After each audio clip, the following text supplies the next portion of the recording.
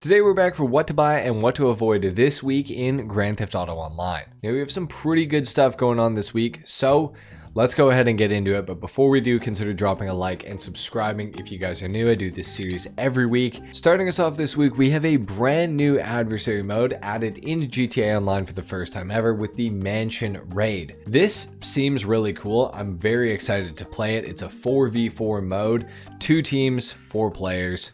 Seems pretty interesting. I think it's going to be kind of like a Counter-Strike, Rainbow Six sort of style of game mode. Very excited to see how it actually plays. And of course, it's going to be on double money and double RP this week. But additionally, for winning a round of it, you're going to get $200,000 within 72 hours of completing the Mansion Raid and winning. So within 72 hours, you'll get the $200,000. So don't freak out if you don't get it instantly. You will receive it within 3 days. Now, following that up, the weekly challenge this week is going to be to complete 1 business battle. If you do this, you're going to get a bonus $100,000. Now, speaking of business battles are on 4 times money, 4 times RP, and 4 times the crates.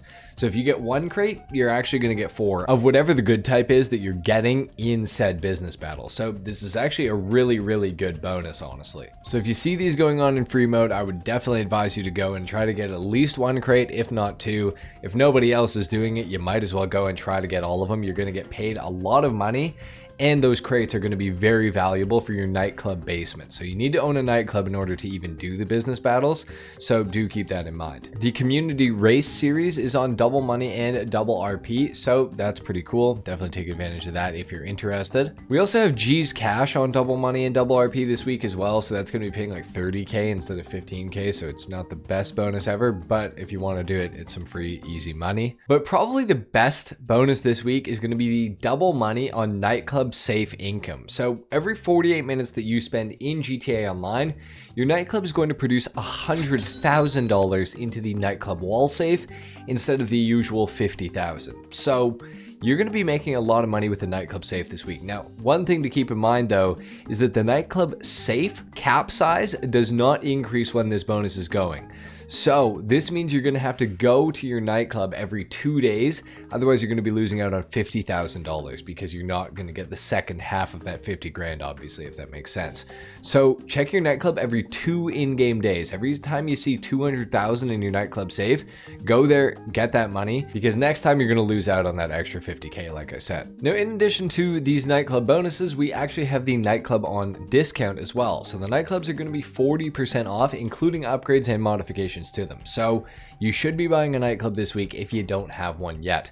Now, personally, as far as location goes, a lot of people swear by the downtown Vinewood or the West Vinewood nightclubs.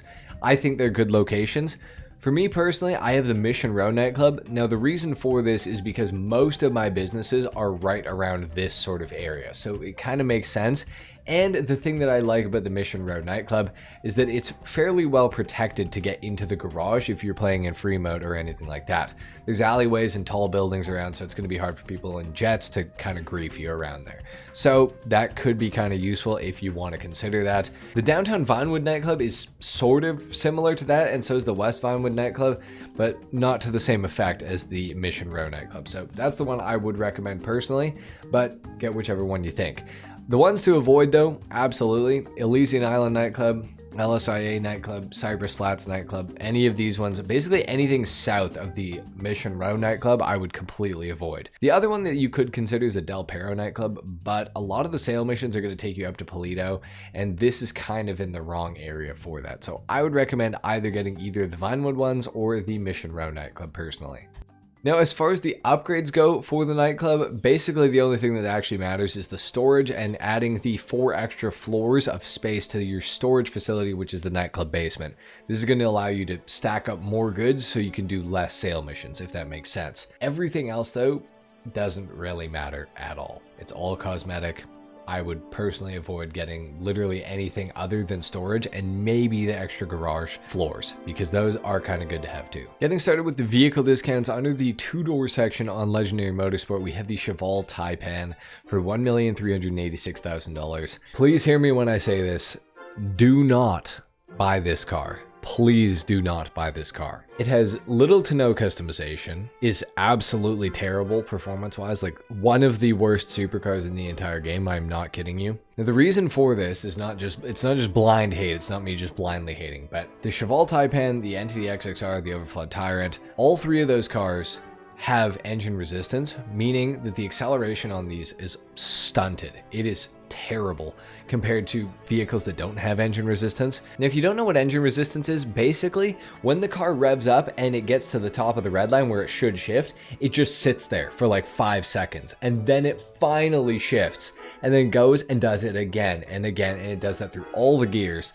Now this results in terrible acceleration and a really bad top speed. Paired with the relatively awful looks and the severe lack of customization, the Taipan is just not a good car. So please do not waste your money on this thing. You'd literally be better to buy any supercar you like at full price than get the Taipan on discount. It is a very bad vehicle and I don't recommend it. However, under the 4-door section on Legendary, we have the Obey Omnis or Omni EGT. This thing is one of the best Imani Tech vehicles in the entire game. You can equip it with the missile lock-on jammer armor plating, and it gets access to the oil slick proximity mine dropper as well. It's all-wheel drive. However, one thing to note is that it is fully electric, so it does not have an engine sound, and as a result of it also being electric, the top speed is only 111 miles per hour, which is not exactly very fast. However, it does get up to 111 miles per hour very quickly, and if you're buying it for the right reasons, which is protection, honestly, it isn't the worst vehicle ever. For $1,250,000, I think you can definitely make the exception for this thing due to the lack of top speed and everything like that, because it just makes up for it in such a good way defensively. Now, if you don't play in free mode, if you only play in invite-only sessions, things like that, you have really no reason to buy the EGT. But if you play in public sessions, this is a great car to have for those. Now, the only exception to this, I would say, is if you already have an Ocelot Virtue, or if you have Imani Tech vehicles you already like, you can skip this thing, because chances are the vehicles you have are going to be probably better, or at the very least perform better than the EGT. So that is something to consider. I would say if you want an EGT, definitely buy one now. If you're in the market for a good defensive vehicle, buy the EGT. However, if you already have one, avoid it. Over on Warstock Cash and Carry, we have a couple of discounts, one being on the Rhino tank, one being on the Dash Hound. The Rhino tank is not very good, unfortunately. I really love the Rhino tank. I think it's the best looking tank we have in GTA Online. However, performance-wise, at least armor performance-wise, it's not very good. It gets absolutely destroyed by the Conjali, and if you've ever driven one, it just dies to the police like really fast. Now, additionally, it's also a Pegasus vehicle exclusively, so you can only get it from Pegasus. It's not going to be a personal vehicle you can call out of your garage from the mechanic or anything like that. So, unfortunately, even though it's discounted, I don't think the Rhino's worth it unless you're buying it for like pure nostalgia and you have a ton of money already in GTA Online. Other than that, there's no reason to buy the Rhino tank this week. It's a cool tank. If you did want one, get it while it's on discount, but honestly, most people should probably avoid this thing. Next up, we also have the Dash Hound for $367,500. Crazy amount of money for another Pegasus vehicle that is a bus. If you want one of the two this week, definitely make it the Rhino. It's way more worth it for the money. The Dash Hound is cool, but not necessary in any way, shape, or form. So I would avoid the Dash Hound entirely. I think that probably went without saying. Over on Southern San Andreas Super Autos, we have the Vapid Dominator FX for $1,085,000, 40% off this week. This thing does have some nice customization. It's a cool vehicle. I wish it had a little more customization, to be honest. Performance-wise, it's a good car for free mode. You're certainly not going to win any races with it though, so get that out of your head if you thought so. However, it does have drift tuning available for it, which is pretty cool. That's something I honestly forgot about until I saw it right here, right now, which kind of means that it's not that remarkable of a drift car, but you might want to try it out if that's something you're interested in. Now, it does also have the missile lock-on jammer available for it too, which is pretty cool. For $1,085,000, I think your money would probably be better spent on like an EGT, for example, or just save it for next week, because we're probably going to get some more cool discounts next week. And we do have a bunch of drip feed cars that still haven't come out yet. So for those of you that are interested in Fox Body Mustangs, you might want to buy this thing while it's on discount. For those of you that aren't, you can avoid it. It's really nothing that special. However, something that you should be buying this week is the Declasse Vigoro ZX. For $1,362,900, this thing has an HSW upgrade available for it. So those of you that play on a platform with HSW, you're going to get a really, really good vehicle out of this. Now, with HSW, the top speed is 158 miles per hour, making it like one of the top, I think, 7 fastest vehicles in GTA Online, period. Also, for a muscle car, it's got good handling, and that goes for HSW or non-HSW. Now, non-HSW, the top speed is 125 miles per hour, which is still not bad, and it has a ton of customization options. It's based off the 6th generation Chevrolet Camaro. This is definitely one that you should be buying in GTA Online. Realistically, this week, this is one that everybody should be picking up. Now, the Albany Hermes is also discounted this week, but please listen when I say this, it will not be $0 for you. It's $0 for me because I got it for free for doing something a long time ago, and I've just never claimed it. Now, for you, it's going to be $535,000 minus 40%, which is $321,000. For $321,000, it's a pretty cool car, honestly. If you didn't know, the Hermes has it built in where the car, when it's driving along, the suspension raises up, but when it becomes stationary, it goes down. It's kind of like it's on bags, which is pretty cool. It's also got some cool customization, and it's a decent car overall. It's one I honestly kind of would recommend getting if you're into older cars. Now, if you're not, completely skip it, totally fine. Under the 4-door section, we have the Albany Cavalcade XL for $1,165,500. Now, this thing, unfortunately, is not that good for the money. Performance-wise, it's just kind of awful. But beyond that, customization-wise, there's honestly a bit left to be desired, at least for me, when it came to the customization on the Cavalcade XL. It's all-wheel drive, which is cool, and it's decent enough, but it's decent. It's not great. It's not exceptional. I would say if you only have like 1.5 mil or you're on a limited budget this week, make sure you're buying the Declasse Vigoro ZX over the Albany Cavalcade XL. It's like $200,000 more, but you're getting so much more vehicle and so much more potential as well because of that HSW upgrade. The Cavalcade's cool, but at the end of the day, it's not actually that good looking either. I think Rockstar kind of didn't do the best job on it. Cool vehicle, but not really worth $1.2 million nearly. Now, under the luxury tab and not the off-road tab for some reason, we have the Karen Everon, also 40% off this week, going for $1,032,000 if you have the trade price, or $775,000 if you don't have the trade price. Now, it does have some great customization, and it's decent off-road. It's got huge wheels. It's going to be able to rock crawl pretty good. However, something I will say about the Karen Everon, it is extremely prone to tipping over because it is a very high off the ground vehicle. It has a high center of gravity. You're going to go flipping in this thing unless you lower the suspension like all the way down. If you do that, it becomes less good off-road. Not the best vehicle in terms of practicality. Cool off-roader, good for rock crawling.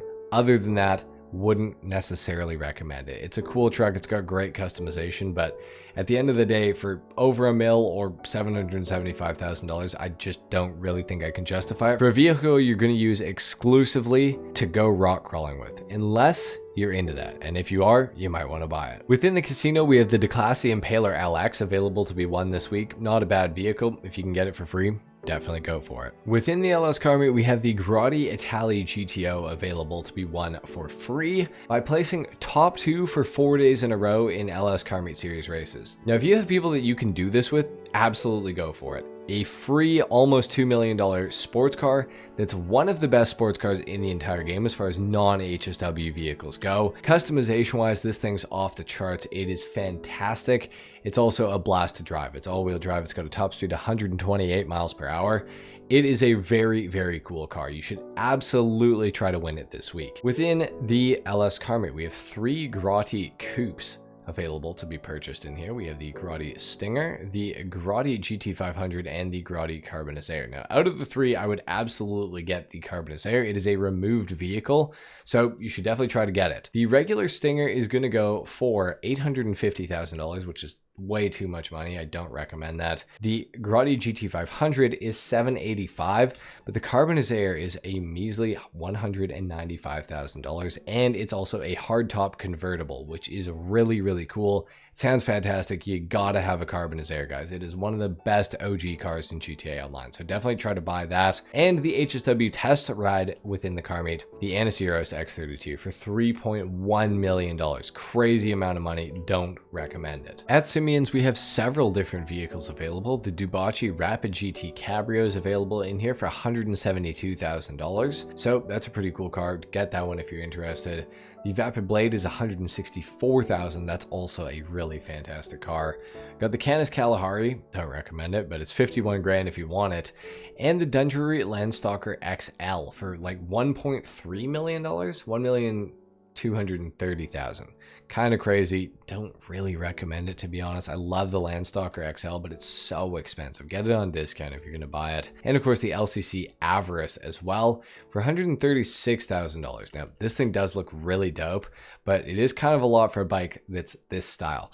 If you're into it, buy it. If not, avoid it. The priority file within the Garment Factory this week is the Project Breakaway file, paying $300,000 for the one time that you can do it. For the salvage yard robberies, we have the Pegassi Zaruso available by completing the cargo ship robbery. That's going to be the top tier vehicle of the week. The Duggan robbery will get you the Mammoth Patriot Mil-Spec, which is the standard tier vehicle, and the McToney robbery will get you the Albany Cavalcade XL, which is the low tier vehicle of the week, and none of them are claimable. At Luxury Autos, for the one person that cares, we have the Grotti GT750 available in here, and of course the Ubermacht Sentinel XS4. The gun van location today is here in Mirror Park, right beside the Junk Energy time trial, and within the gun van we have 50% off of the railgun, so that's pretty cool. We also have the stun gun, the battle rifle, combat MG, pistol 50, and the nightstick.